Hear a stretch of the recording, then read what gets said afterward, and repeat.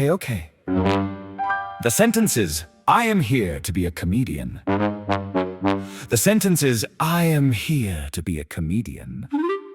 The sentence is, I am here to be a comedian. The emphasis matters. I have read about the emphasis. The man at the desk has a beard and a stamp and a face like he's seen everything. And the queue behind me has a baby and a vape and an Australian on a stag do. And I have rehearsed my sentence on the plane for 11 hours straight. I rehearsed it through the chicken or pasta, and I rehearsed it through the turbulence. I rehearsed it in the bathroom mirror at 30,000 feet. And the woman waiting for the bathroom heard me through the door. And she gave me a look that said either good luck or please open the door. And now it's my turn, he says, purpose of visit. And every English word I have ever known has flown out of my head like a flock of confused pigeons, returning to a roof that no longer exists. Heathrow, one suitcase, one sentence in my pocket, one pension cashed, one apartment sold, one wife who didn't ask where I went. I am 43 years old and I am starting from the alphabet. I am here to be a comedian. I am here to be a comedian. And the man with the stamp does not laugh, but he does not say no. And he stamps the passport and he says, good luck, mate. And mate is a word I learned from a podcast on the plane. And I almost cry in the queue at Heathrow Terminal 5 because someone called me mate. I get on the Piccadilly line and the announcement says, mind the gap. And I am minding all the gaps, the language gap, the culture gap, the wallet gap, the gap between who I was on Tuesday in Busan and who I am on Friday at Earl's Court Station. A man with 2 suitcases and a one-way story and a notebook where I have written in my best phonetic English, Juka funny. The taxi driver asks where I'm from. I say Korea. He says north or south. I say south. I would not have been allowed to leave the north. He laughs. He genuinely laughs. And I think, wait, that was a joke. I made a joke in English by accident. I write it in the notebook. Factual answer equals comedy investigate. Heathrow, one suitcase, one sentence in my pocket, one 43-year-old man with a dream he has not told anyone. The wife is gone, the mother is gone, the grey suit is in a charity bin in Busan. And I am here to be a comedian. The man at the desk did not laugh, but the cabbie did. And 1 out of 2 on day 1 is a percentage I can work with. The bedsit in Tooting has a window that does not close all the way. The pillow smells like someone else's life. I lie down at 11 p.m. London time, which is 8 a.m. Busan time. And I cannot sleep. And I open the notebook and I write. Day 1, I am here.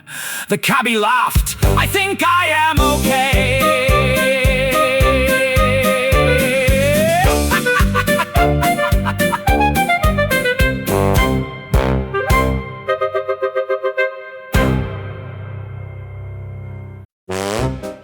On the 3rd of November, I walked into a chicken shop in Tooting. And I said very politely, I would like rice. And the man said, just rice? And I said, yes, please, just rice? And he said, mate, this is a chicken shop. And I said, yes, I know. And he said, so you want chicken and rice? And I said, no, just rice. And he stared at me for what English people call a beat. And he said, I'll do you rice, but it's gonna be weird. And he gave me rice, and it was weird, and I ate it, and I learned a thing. Lesson 1. The chicken shop sells chicken. The fact that they have rice does not mean the rice is the protagonist. The rice in a chicken shop is what your grandmother would call support staff, and ordering only the support staff makes the manager nervous. I would like rice. I would like rice. 3 small words in a lifetime of learning what they cost. I would like rice in a country where rice is a side. I would like rice and the world looks at me like I asked for the Wi-Fi password to the moon. I would like rice. I would like you. I would like sorry. I would like the 8,000 small phrases that mean nothing until they mean everything. And you didn't know which was which, and you bought the wrong one. And the man behind the counter sighed, and the line behind you got longer. And you became the chicken shop folk legend of Tooting High Street. On the 11th of November, I went into a pub and I said, 1 beer, please. And the bartender said, what kind? And I said, kind one. And the bartender said, no, what type? And I said, type one. And the bartender, who I now consider a saint, said, lager, ale, stout, cider, bitter, IPA, Guinness. And I said, the first one. And he gave me a lager and I drank it. And I have only ordered the first one ever since. And that is how I became, in pubs across London, lager guy. On the 17th of November, a woman on the bus said, you alright? And I panicked because I am Korean, and are you alright means, are you dying? So I said, yes, thank you, I am not dying. And she got off 2 stops early. And I learned that you alright is not a question, it is a hello in disguise. And the correct answer is, yeah, you alright, which is also not a question. And in this manner, the entire English greeting system is 2 non-questions that 2 strangers exchange to confirm they are not currently being murdered. I started writing them all down, the disasters, page after page, phonetically. Yo, alright equals hello. Cheers equals thank you. Also. Goodbye also. The noise glasses make. Sorry equals excuse me. Also hello. Also apology. Also the word you say when someone steps on your foot by you. I once watched a man apologize to a bollard. I would like rice, and a translation of the subtext. I would like rice, and the cultural footnote at the bottom of the page. I would like the manual that explains the 11 meanings of lovely. I would like the appendix on why interesting means I don't like it. I would like rice, and 40 years of English socialization, and a downloadable file. I would like rice, and instead I got a chicken shop, a pub and a bus. And I am still eating, and I am still drinking, and I am still riding. And every disaster goes into the notebook, and the notebook is getting fat. The man at the chicken shop knows me now. He sees me come in and he says, just rice, yeah? And I say, just rice, and 1 chicken wing to support the business. And he laughs, and he laughs, and I write it down. Voluntary absurdity equals comedy. Investigate further.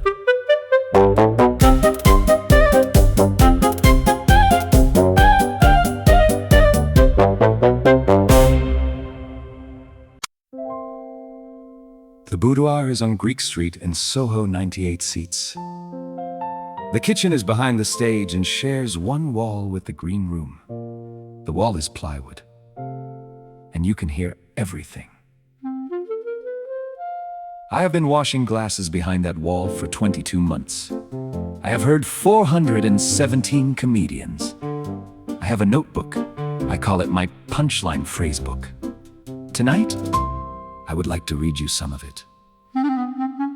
March the 14th, a woman from Glasgow with a haircut like a question mark did 7 minutes about her mother that made the room go absolutely silent.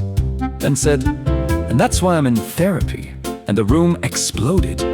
And I wrote in the book, therapy equals punchline silence. Before equals essential. April the 2nd, a man from Birmingham did a joke about pigeons. The joke was not good, but the way he said pigeon was hilarious.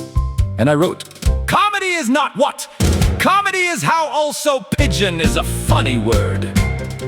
And every night I scrubbed the glasses with my left hand, and I held a notebook with the right, and I wrote, and I wrote, and I wrote, and the dishwasher steam fogged my glasses, and the page got wrinkled, but the wrinkled page is the page I have read the most.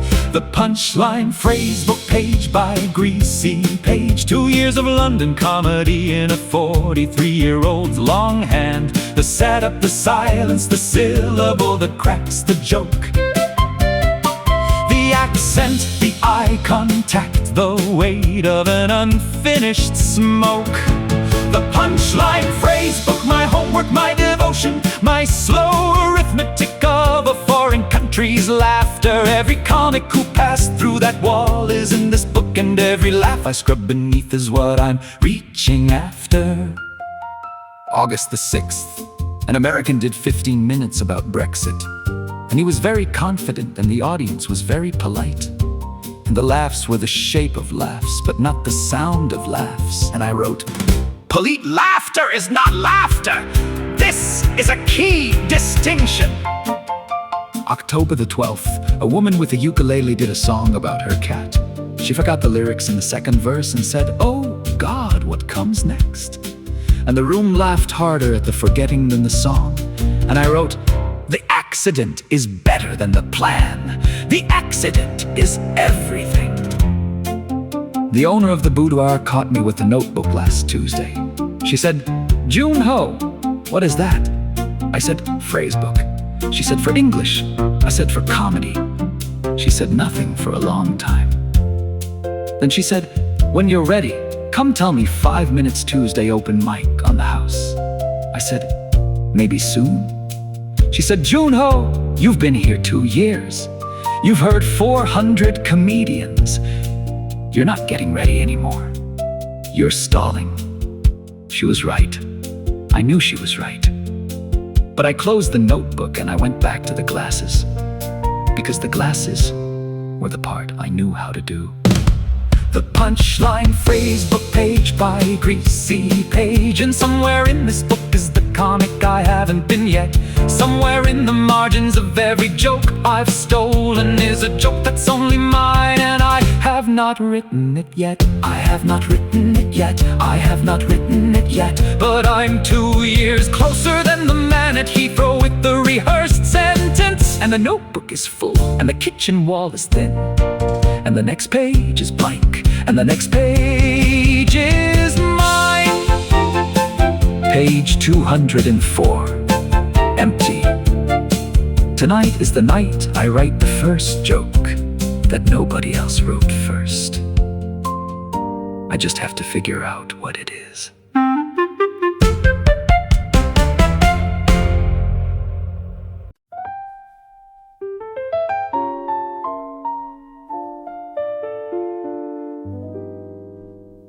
There's a thing the British comics do that took me 18 months to see.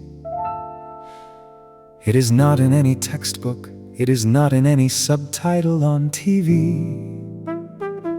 It is the half second of nothing after the setup, before the crack, the space where the audience leans in, and the comic does not lean back. In Korean comedy, the rhythm is fast. The joke arrives like a delivery. But the British, oh the British, they let the silence do the heavy work. They set the trap with a smile and then they wait, and the audience trips over its own anticipation, and the laugh erupts late. And tonight behind the wall I heard a man do a one-line joke. The setup was 8 words, the punchline was 3, but between them was a silence, 3 full seconds of silence. And in that silence I understood the entire country. The English pause, the English pause, the thing they do not put in the phrasebook because it isn't a word. The English pause, where they say nothing on purpose, and the nothing is the loudest thing you've ever heard. 3 seconds where the comic just looks at the room. 3 seconds where the room knows something is coming. 3 seconds where every Korean instinct in me says, hurry up. And the British comic just stands there humming.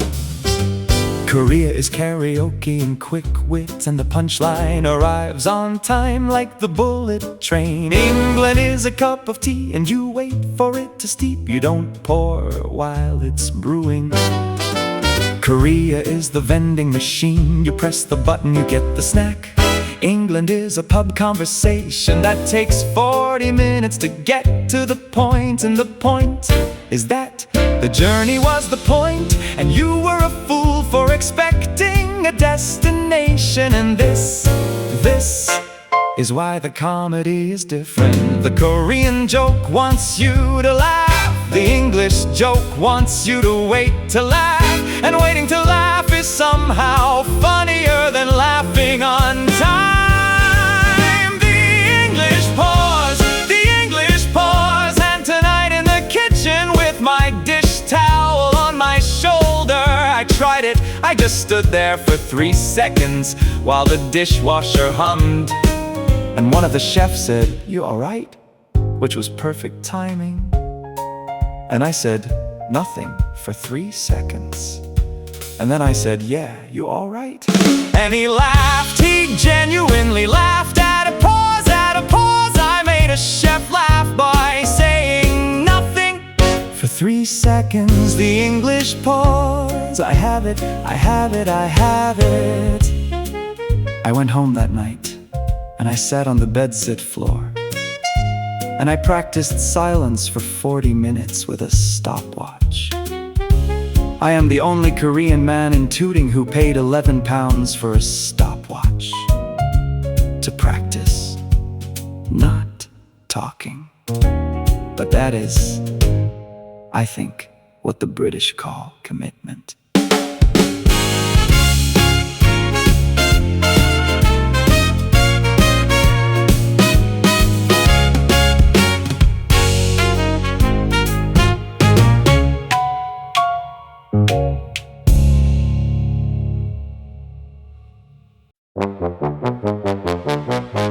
The boudoir owner gave me 5 minutes Tuesday open mic.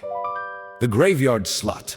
11:42 p.m. after the bachelorette party had peaked and before the regulars started leaving. I made one critical decision in the dressing room. The decision was, I will do material I know works. I will do the greatest hits of British comedy as performed by a 43-year-old Korean man in a borrowed shirt. This was, in retrospect, an error. So, bees, you know bees, they communicate by dancing. And the room is quiet, because they have heard this joke. They have heard this joke 1,000 times. And the woman in the front row is mouthing along with me like she is at a concert. And I think she's enjoying it.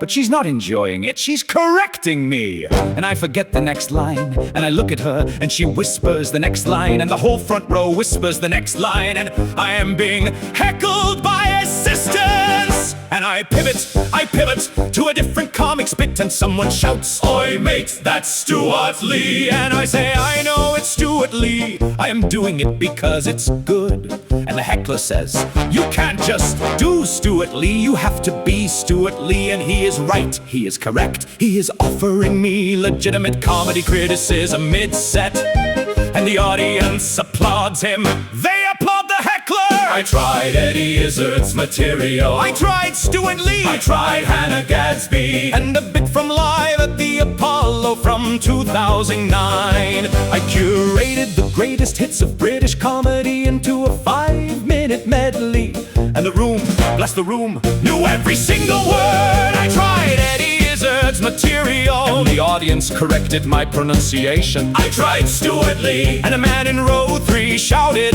"Do it better!" I tried Hannah Gadsby, and someone said, "Mate, read the room." And the room I had been reading for 2 years was reading me right back. The cardinal sin is doing a joke that the room has heard before from someone better than you, and I committed it 3 times in 5 minutes in succession. And by minute 4 the room was not laughing at me, it was not laughing with me. The room was just present, the room was attending, the room was waiting for me to stop. And I stopped with 90 seconds still on the clock. I said, "Thank you, I have been Joon-ho, good night."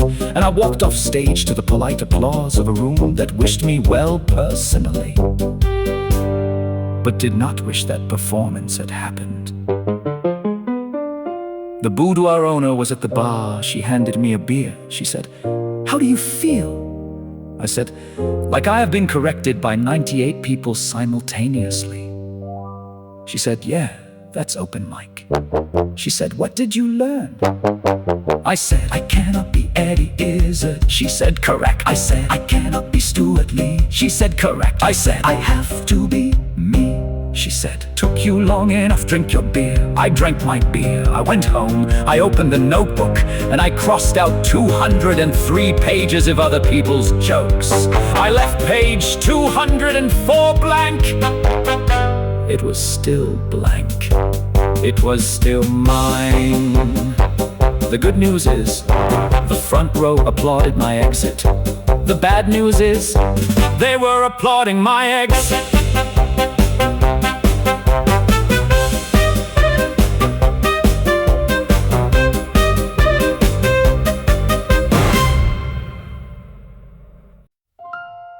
Walking down Old Compton Street, hands in pockets. The bedsit is 40 minutes by night bus, but I am not getting on the night bus. I am walking because I am thinking, and you cannot think on the night bus, because the night bus has its own agenda. The notebook is in my coat pocket, page 204 is still blank. I pass a kebab shop where 2 men are arguing in Polish. I pass a drag bar where a queen in a feather boa says, "Evening, love." I pass a couple breaking up tenderly outside a Pret-a-Manger, and I think, every one of them has a joke I will never tell. The Polish argument is not my joke. The drag queen is not my joke. The breakup at Pret is somebody's joke, but it is not mine. And I have spent 2 years collecting other people's jokes like a magpie. And the cardinal sin is doing a joke that someone better has done. And then I stop on the corner of Frith Street and Old Compton, and I think, what is the joke that only I can tell? What is the joke nobody in that room could write? Because nobody in that room has been me. I am a 43-year-old Korean man who sold his pension to wash glasses in Soho. I am a man who got divorced twice, once by my wife and once by my country. I am a man who learned English by listening through a plywood wall. I am a man who once paid £11 for a stopwatch to practice not talking. I am a man whose mother's last words were, "You have always been too cautious," and whose mother would absolutely die again if she knew I quit my job for this. I am a man who orders only rice in the chicken shop because I like rice. And I am the only person in this entire city of 9 million people with this exact set of memories, this exact accent, this exact stopwatch. And the joke I can tell, the joke only I can tell, is the joke that comes out of that. And I take out the notebook on the corner of Frith and Old Compton, and I open it to page 204. And I sit down on a bench outside a chemist that closed in 2019. And I write, the joke only I can tell is not about bees, not about bees. The joke only I can tell is not about pear cider or Brexit or the tube. The joke only I can tell is about the man who rehearsed one sentence on a plane. The joke only I can tell is about ordering rice and learning the meaning of mate. The joke only I can tell is about the night a chef laughed at my silence, and the morning my mother would have hated this whole adventure and loved it at the same time, because that's who she was. The joke only I can tell, I have been it for 43 years, and I have been writing it down for 2 years without knowing. And the punchline is, the punchline is me. I write for an hour on the bench. A homeless man asks if I have a cigarette. I do not, he says. No worries, mate. I write that down. He goes, are you writing that down? And I say, yes, for comedy. And he says, and I'm going to remember this until I die. He says, mate, comedy is just paying attention. You're doing fine. And I write that down too. Comedy is just paying attention, John. Outside boots, 4:14 a.m. Free. I have a credit list now. Page 204 is no longer blank. The joke only I can tell is the joke only I can tell. And it does not need to be about bees or politics or any of the things they expect. It needs to be about the chicken shop and the stopwatch and my mother's silence and the man named John outside boots at 4:14 in the morning who taught me free. What 2 years of homework couldn't. The joke only I can tell. I'm gonna tell it on Tuesday, and the room is gonna laugh, or the room is gonna not laugh. But it is gonna be my joke either way. I get on the night bus, I sit in the back, I write till the bus reaches Tooting Broadway. By the time I unlock the bedsit door, I have 5 minutes of material. 5 minutes that nobody could perform but me. I sleep until noon. I dream about my mother, she is laughing.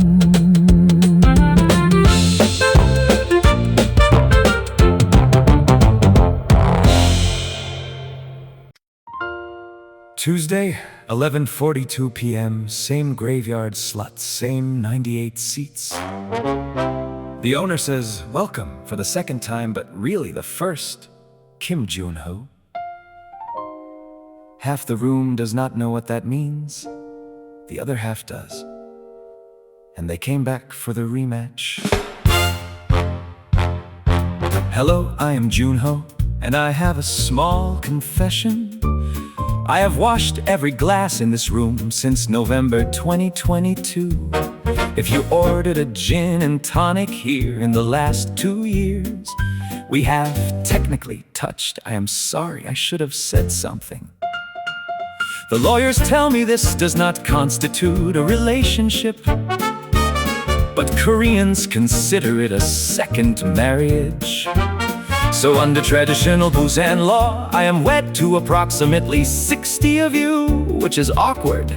3 of you are here on a first date. 2 years ago, I landed at Heathrow with 1 suitcase, 1 rehearsed sentence, and 9 usable English words, one of which was rice, which I have since learned was insufficient, because in this country, rice without chicken is a cry for help. And there is now a counselor at the Tooting Chicken Shop who specifically handles the Joon-ho case file. 5 minutes at the boudoir, 5 minutes that are mine. The brain rehearsing sentences, still in here somewhere. But tonight he gets to shut up, and the man with the notebook speaks. 5 minutes at the boudoir. I'm not Eddie, I am not Stuart. I am the comic you didn't order, but the kitchen sent me out anyway. And I think you might keep me. A note on culture in Korea. Are you alright means internal bleeding. In England, you alright is hello. A small distinction with large consequences. In my first week, I told a woman on the 88 bus, I am not dying.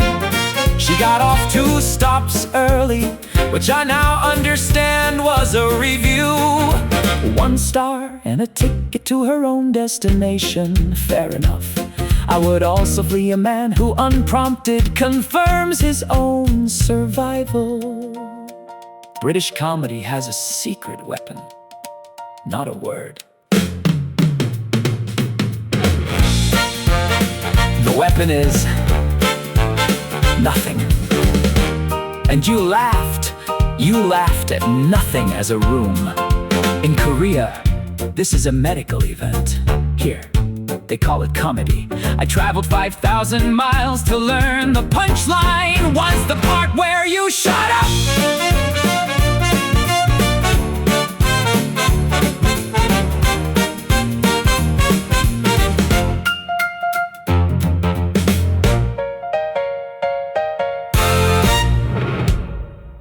I learned the pause from a chef behind that wall. I had been practicing silence at home with a stopwatch. Yes, a stopwatch. I am the only Korean man in Tooting who paid 11 pounds at Argos to learn how to not talk, which my ex-wife would call 20 years too late. My mother passed last year. She had one deathbed wish. Joon-ho, do not do anything stupid with the pension. Full disclosure, I cashed the pension, sold the apartment, bought a one-way ticket to a country where I cannot order rice correctly, and took a job washing glasses in Soho at age 43. So I am batting 0 on my mother's final wishes. A record I am told is hard to achieve. Most sons take decades to disappoint their mothers this completely. I did it in 11 months and a Ryanair flight. And the joke I have been writing for 2 years without knowing is this. My mother told me every Sunday, Joon-ho, you are too cautious. And on her deathbed she said it again, then said, don't do anything stupid with the pension.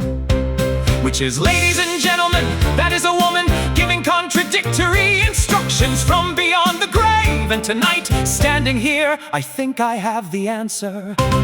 She meant both! She was covering her bases. That's a Korean mother.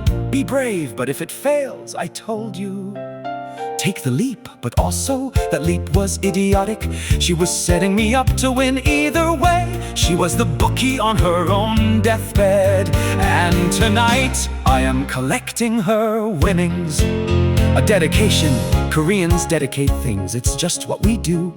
For John outside Boots, 4:14 a.m., who told me for free that comedy is just paying attention. For the cabbie at Heathrow who called me mate before I had earned it. The British equivalent of pre-approval for a credit card. For the woman on the 88 bus, madam, wherever you are, I am still not dying. It has been 2 years, the streak holds. Thank you. I have been Kim Joon-ho, and I, finally, am here to be a comedian. Good night. The applause comes, it is the right kind. The owner waits at the bar with a beer. She doesn't smile. She says, 2 weeks Saturday support, 20 minutes paid. 2 years of glasses, 2 years of pages, 2 years of pauses learned through plywood walls. Tonight on a Tuesday at the boudoir, I stopped being the man behind the wall. The room laughed, and the laughing was mine. I walk home through Soho at 1 a.m. A man outside a kebab shop lifts his kebab in salute and shouts, "Oi, aye, mate, you were alright." Yeah, you alright? And I am, for the first time on this island.